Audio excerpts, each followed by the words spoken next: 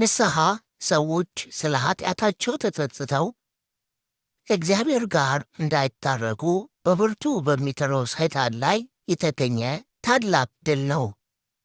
ምክንያቱም በፈቃደ ሰይጣን በግብረ ኃጢአት የተያዙ ሰዎች ከዲያብሎስ ግዞት ነፃ የሚወጡበት በንስሐ ነውና።